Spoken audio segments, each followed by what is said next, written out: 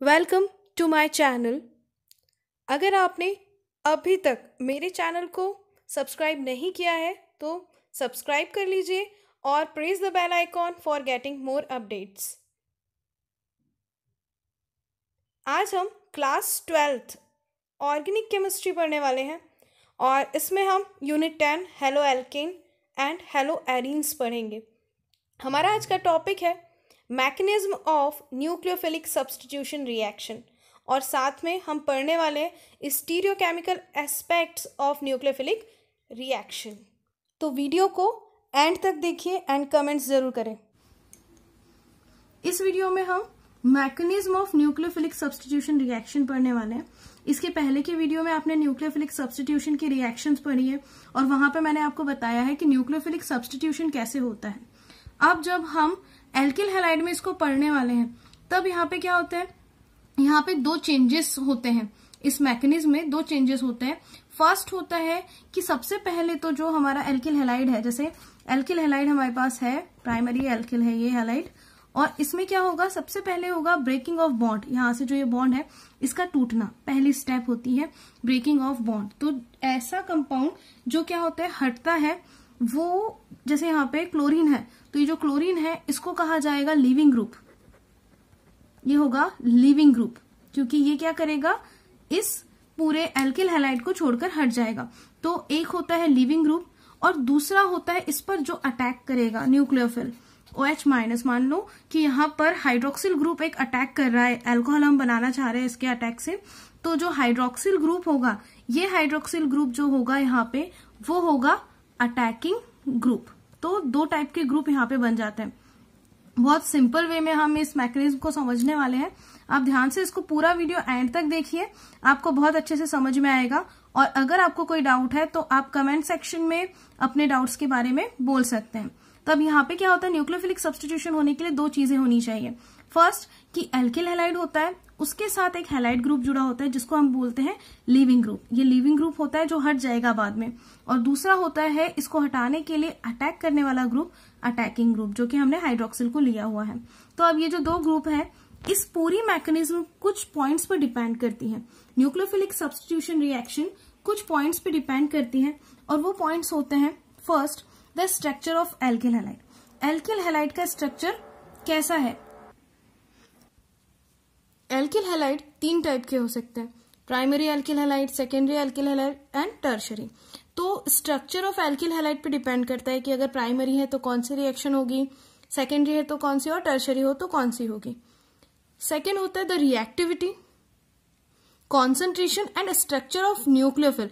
जो भी आप न्यूक्लियोफिल ले रहे हो उसकी रिएक्टिविटी कितनी है, मतलब स्ट्रांग है, वो रिएक्टिव है या नहीं है, उसका कॉन्सेंट्रेशन ज्यादा है या कम है, कुछ रिएक्शन में डिपेंड करता है, कुछ में नहीं करता है। और स्ट्रक्चर न्यूक्लियोफिल का। थर्ड है द सॉल्वेंट।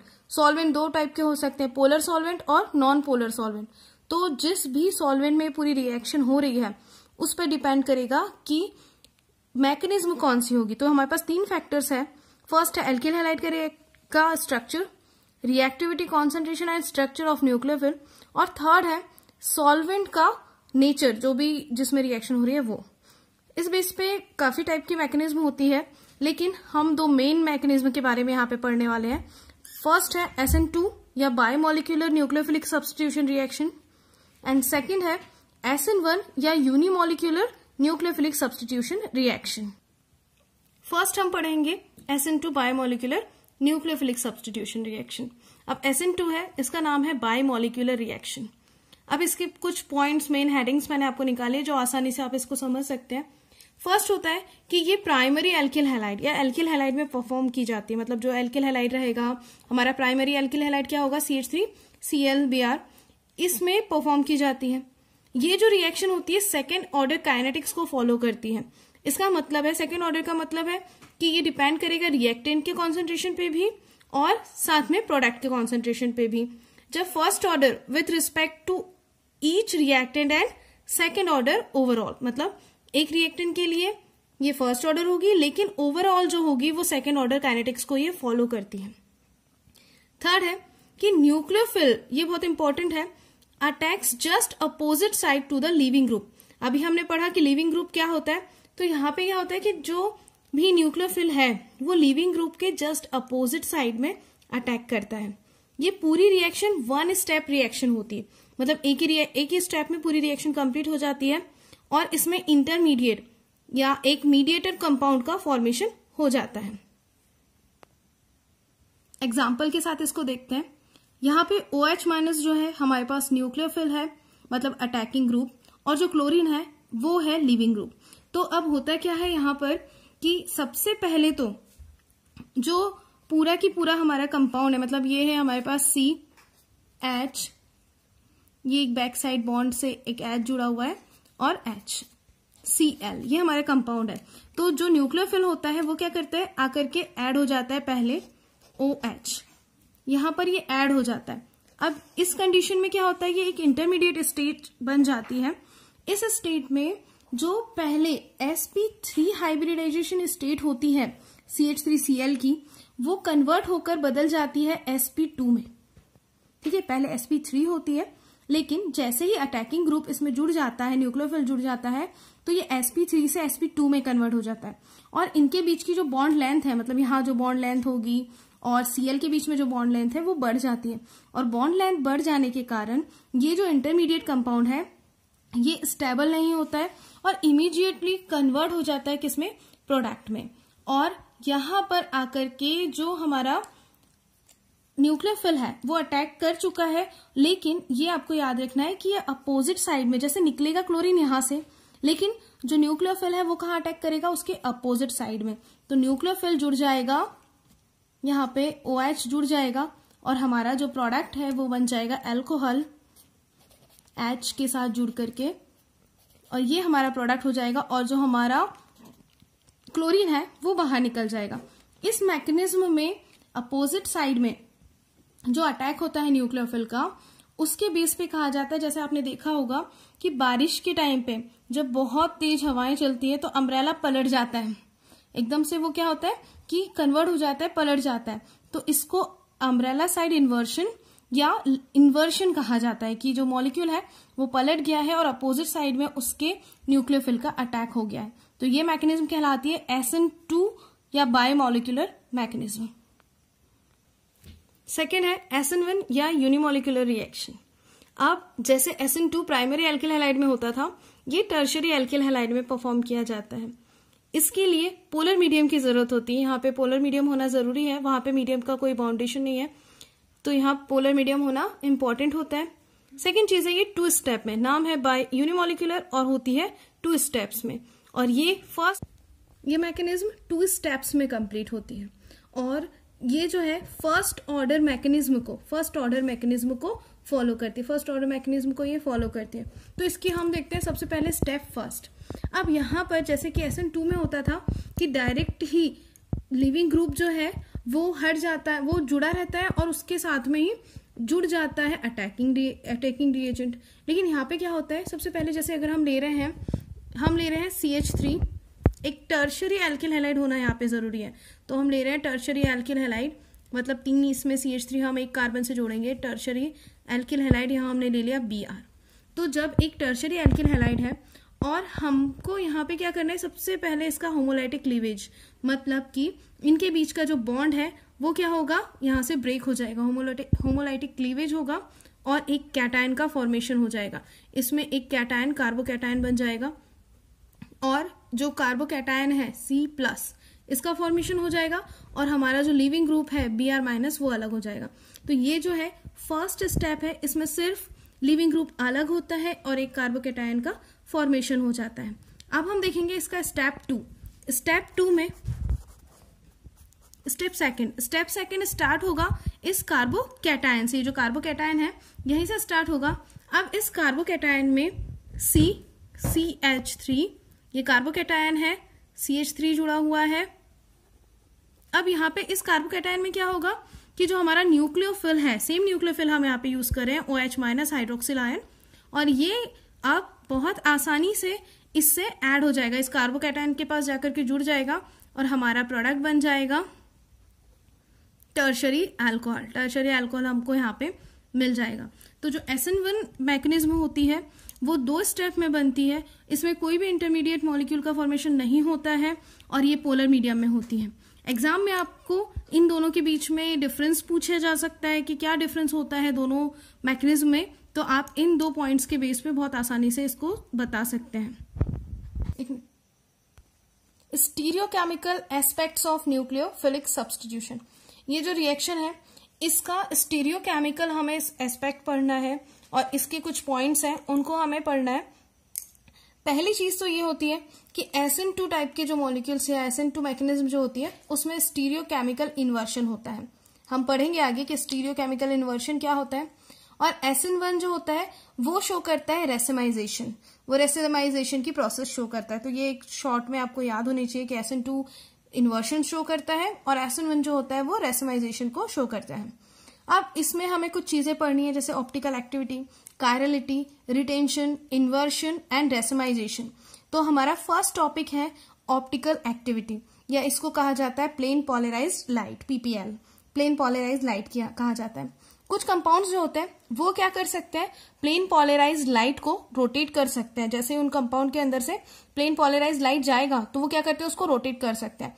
अब पहली बात आती है कि प्लेन पोलराइज्ड लाइट क्या होता है।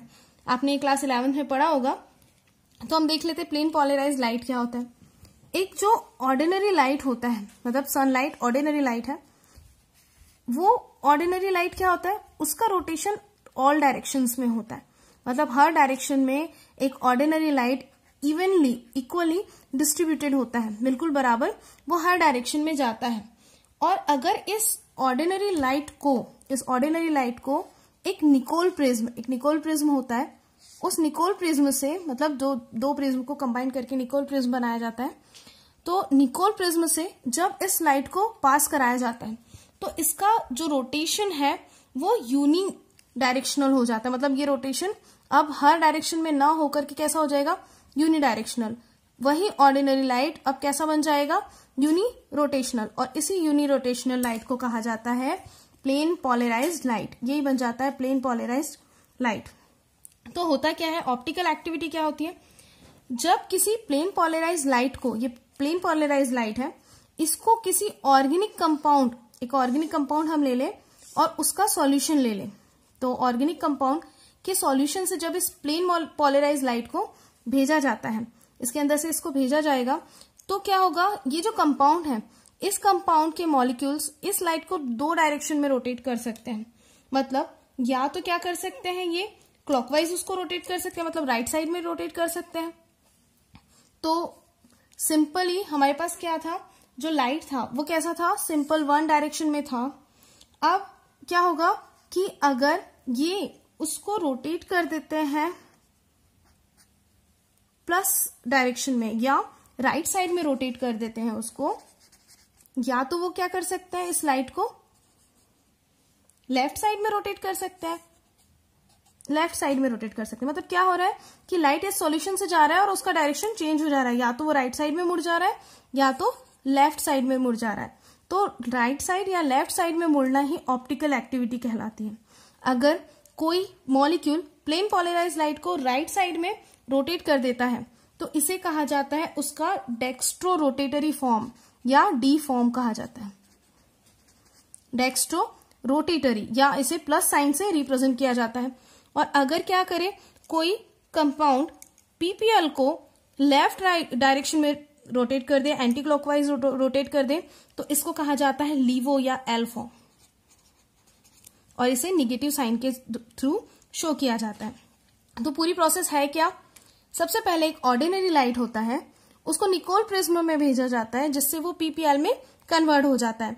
ये PPL जब ऑर्गेनिक कंपाउंड में से गुजारा जाता है, ऑर्गेनिक कंपाउंड से जाता है, तो जाने के बाद ऑर्गेनिक कंपाउंड इसको या तो क्लॉकवाइज या एंटी क्लॉकवाइज रोटेट कर देता है, जिससे बनते हैं एक तो डेक्स्ट्रो रोटेटरी फॉर्म और लीवो रोटेटरी फॉर्म, और इन दोनों को ही कहा जाता है ऑप्टिकल एक्टिविटी। सेकंड देखेंगे हम एसिमेट्री। एसिमेट्री क्या होती है, अगर कार्बन से जुड़े हुए हर एक ग्रुप, अगर इससे जुड़ा हुआ ग्रुप जो हो वो कैसा हो, डिफरेंट हो, तो उसे कहा जाता है एसिमेट्री। जैसे मान लो कि यहाँ पर कार्बन जो है हमेशा टेट्रावैलेंसी शो करता है, और कार्बन की टेट्रावैलेंसी से जुड़े हुए ग्रुप अगर अलग अलग होते हैं तो इसे कहा जाता है एसिमेट्री, और उस कार्बन को कहा जाता है एसिमेट्रिक कार्बन। अब इसी से रिलेटेड है अपना नेक्स्ट पॉइंट, वो है कायरलिटी। कायरलिटी क्या होता है कि अगर कोई एसिमेट्रिक कार्बन है, फॉर एग्जाम्पल मान लीजिए कि अगर हम क्या करते हैं, अपने लेफ्ट हैंड को, हमारा लेफ्ट हैंड है उसको एक मिरर के सामने रख देते हैं, एक मिरर लेते हैं और उसके सामने हम रख देते हैं और मिरर में हम उसका इमेज देखते हैं, तो क्या होता है यहाँ पर उसका लेटरल इन्वर्शन हो जाता है। मतलब कि जो लेफ्ट हैंड था मिरर में हमें राइट हैंड दिखाई देगा, और इस इन्वर्शन को, मतलब वो जो दोनों इमेज बने हुए हैं, इसका जो इमेज है लेफ्ट हैंड का, जो इमेज हमें मिरर में मिला है वो कैसा होगा, सुपर इम्पॉसिबल होगा, नॉन सुपर इम्पॉसिबल, मतलब एक दूसरे को पूरी तरीके से नहीं ढकता है और नॉन सुपर इम्पॉसिबल रहता है। तो इस टाइप के कार्बन को कहा जाता है कायरल कार्बन, मतलब ऐसा कार्बन जिसके जो एसिमेट्री हो और उसका mirror image non super imposable हो, वो कहलाता है कायरल कार्बन। और इस पूरी प्रोसेस को कहा जाता है कायरलिटी। करना क्या है, लेफ्ट हैंड को अगर हम मिरर के सामने रखते हैं तो वो हमें राइट हैंड के समान शो होता है, मतलब एक दूसरे को सुपर इम्पोज नहीं करता है, तो वो कायरल कहलाएगा। अगर हम क्या करें, किसी वॉस को लें और उस वॉस के बीच में हम क्या कर दें, एक मिरर लगा दें और हमें उसका क्या बन जाए, इमेज। ये जो है ये इमेज है, तो इमेज जो रहेगा वो कैसा होगा, यहाँ पे हम डिफाइन नहीं कर पाएंगे कि इसका ये लेफ्ट है या राइट है, क्योंकि दोनों सेम दिखते हैं। तो कार्बन को कायरल होने के लिए एसिमेट्रिक होना चाहिए, उसके कार्बन के साथ जुड़े हुए कंपाउंड्स अलग अलग होने चाहिए। फॉर एग्जाम्पल ये कार्बन एटम है, इससे अलग अलग ग्रुप जोड़े हुए हैं हमने। यहाँ पे CH3 जुड़ा हुआ है एक ग्रुप, एक है हाइड्रोजन और एक है C2H5 और एक OH। मतलब ये जो कार्बन है इससे जुड़े हुए चारों जो ग्रुप्स हैं वो डिफरेंट है, इसलिए ये एक एसिमेट्रिक कार्बन है। अगर हम क्या करें, इस कार्बन के बीच में एक मिरर प्लेस कर दें, यहाँ पे हम मिरर लगा देते हैं अगर इसके बीच में, तो इसका दूसरे साइड पे इमेज बनेगा और उस इमेज में क्या हो जाएगा कि इसका जो OH है ये यहाँ पे बदला हुआ बनाया हुआ है पहले से। अब जो CH3 है वो कहाँ चला जाएगा, CH3, H जो है वो यहां आ जाएगा और अगले बॉन्ड से जुड़ जाएगा क्या, C2H5। तो ये जो दोनों कंपाउंड है इनका इमेज कैसा हो गया, एक दूसरे को सुपर इम्पोज नहीं कर रहा है, ये पूरे लेफ्ट साइड में और ये राइट साइड में। तो इस टाइप के कंपाउंड्स कहलाता है कायरल कार्बन, ये कार्बन कायरल कार्बन कहलाता है और इस प्रोसेस को कहा जाता है कायरलिटी। इसके मेन कंडीशन है कि एसिमेट्री होना चाहिए और मिरर इमेज जो है वो नॉट सुपर इम्पोजिबल होने चाहिए एक दूसरे के, तो इसे कायरलिटी कहा जाता है। इसी के बाद नेक्स्ट टॉपिक आता है एनेंशियोमर्स, कि एनेंशियोमर्स क्या होते हैं। ऑप्टिकल आइसोमर्स जो non super imposable mirror image बनाए, जैसे जो अभी हमने पढ़ा कायरलिटी, उसी से रिलेटेड है, सारी चीजें एक दूसरे से रिलेटेड है, तो आपको पूरा पढ़ना बहुत जरूरी है। अगर ऑप्टिकल आइसोमर एक दूसरे के कैसे हो, नॉन सुपर इम्पॉसिबल हो, और उन दोनों के जो ग्रुप होगा उस ग्रुप को हम एनेंशियोमर कहेंगे, और इस टाइप की जो आइसोमेरिज्म होगी वो कहलाती है एनाइसोमेरिज्म, इसको एनेंशियोमेरिज्म कहा जाता है। तो ये कायरल कार्बन शो करते हैं। अब इसी के बाद है नेक्स्ट चीज, retention and inversion. Retention, inversion clearly है कि रिटेंशन मतलब अपनी पोजीशन को रिटेन करना और इन्वर्शन मतलब पलट जाना, इन्वर्ट हो जाना। एक एग्जाम्पल है हमारे पास, ये एक एग्जाम्पल है, अगर हम इसको मिरर के सामने रखें और मिरर के सामने रखने के बाद ये क्या हो जाए, कैसा हो जाए, अभी हमने जो देखा था कायरलिटी में कि ये कैसा हो जाता है, अगर पलट जाता है, नॉन सुपर इम्पोजिबल बन जाता है, तो ये जो हुआ क्या हुआ, इसका इन्वर्शन, मतलब ये पलट गया, तो ये जो कंडीशन है ये है इन्वर्शन।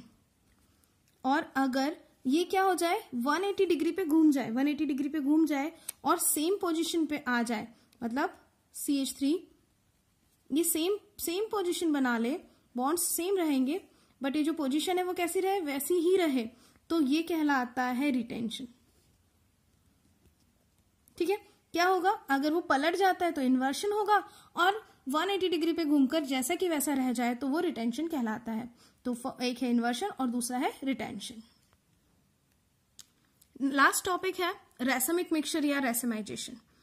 अब क्या होता है कि एक ऐसा मिक्सचर जो 2 एनेंशियोमर को कंटेन करता है, इक्वल प्रोपोर्शन में 2 एनेंशियोमर्स हो और उसकी जो ऑप्टिकल एक्टिविटी हो वो कैसी हो जाए, 0, मतलब वो ना तो लेफ्ट साइड में रोटेट करे प्लेन पोलराइज लाइट को और ना ही राइट साइड में रोटेट करे, तो वो मिक्सचर कहलाता है रेसमिक मिक्सचर। जैसे मान लीजिए आपने क्या लिया है, एक डेक्स्ट्रो रोटेटरी लिया हुआ है और दूसरा क्या लिया हुआ है, और दूसरा जो है वो क्या है, लीवो रोटेटरी। एक डेक्स्ट्रो रोटेटरी और दूसरा लीवो रोटेटरी, और दोनों का आपने क्या में लिया हुआ है, एक मिक्सचर में, मतलब डी एंड एल दोनों फॉर्म एक साथ है। एक जो है वो राइट साइड रोटेट करता है और एक लेफ्ट साइड, और अगर दोनों एक साथ होंगे तो ये क्या होगा, प्लस एंड माइनस इक्वल, मतलब रोटेशन जो होगा वो कैसा हो जाएगा, 0 ऑप्टिकल रोटेशन होगा, मतलब वो ना तो पॉजिटिव साइड में घुमाएगा उसको और ना ही नेगेटिव साइड में। तो ये जो मिक्सचर होता है ये कहलाता है रेसेमिक मिक्सचर। इन दोनों के मिक्सचर को रेसेमिक मिक्सचर कहा जाता है। और ये process, the process of converting D और L form of an optical active compound into racemic form, D और एल फॉर्म में बदल देना रेसेमाइजेशन है। मतलब पहला तो क्या है कि दोनों का मिक्सचर रेसेमिक मिक्सचर है, और इस प्रोसेस को कि एक ऑप्टिकल एक्टिव कंपाउंड था, आपने उसको मिला दिया, एक में कर दिया, और एक में कर देने के बाद वो क्या हो गया, अब ऑप्टिकली एक्टिव नहीं रहा, 0 रोटेशन शो करेगा, और इस टाइप की प्रोसेस को कहा जाता है रेसेमाइजेशन।